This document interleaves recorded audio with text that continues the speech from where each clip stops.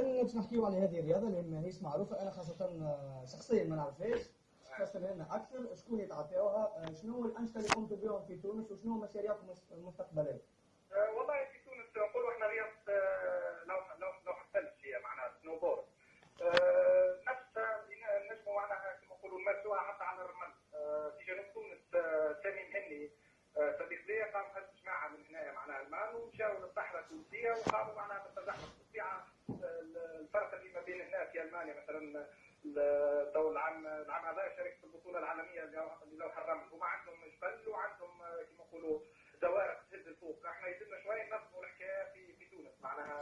فماش اقبال يعني من التونسيين بالطبيعه مازال مش مشهوره ياسر. يلزم معناها ان احنا تو باش نحدثوا ممكن سنه اخر العام هذايا ولا العام الجديد بحول الله باش نعملوا كما نقولوا نهار نحدثوا فيه بالرياضه هذه اللي هي باش نستغلوا كما نقولوا الفرص اللي عندنا باش تجيب لنا فيها توريست وتعرف حتى نتفرج على اولادنا. سي طارق، نعرف اللي انتم اول من كون جمعيه التزحلق في حمام سوسه، تحكي لنا قداش من المحارات في الجمعيه هذه؟ جمعيه حمام سوسه للتزحلق والهوكي نحب نشكر ونسلم على الاولاد اول شيء. 5 سنين التالي كنت انا ومعنا ولد اختي سالم وخويا محمد، اليوم ولينا اكثر من 70.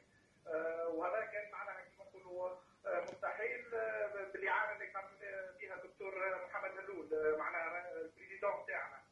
سي طارق، لاحظنا انه حتى الصحف الايطاليه كما كنا نشاهدوا صحيفه الماتينو تحكي على طارق حسن ولا سنوبورد. صحيفه الماتينو هي محليه معنا هنا في بلدانو، اما اهم صحيفه ايطاليه هي لا جازيتا دو سبورت اللي تحكي على السبورت وتخرج حتى في اغلب بلدان العالم. ممكن في ايطاليا كتبت عليها في الصفحه الثانيه ارتيكل او ممكن حكايه عامين. المشكله اللي هي مش معناها كما نقولوا من انا عامل حتى الجمعيه حمسوسه للتزحلق والهوكي عامل لها اشهار عالمي سواء في الصفحه اللي عندي في الانترنت، عندي تونسي.com وبابلت.com. المشكله اللي من معناها من المسؤولين عنا مثال تو عندي اكثر من عام معناها هزينا بلديه حمام سوسه كما نقولوا بلون تاع فيس ووريناهم مشينا تحدثنا معاهم تو مازالوا ما عطاوناش مكان. ان شاء الله في القريب العاجل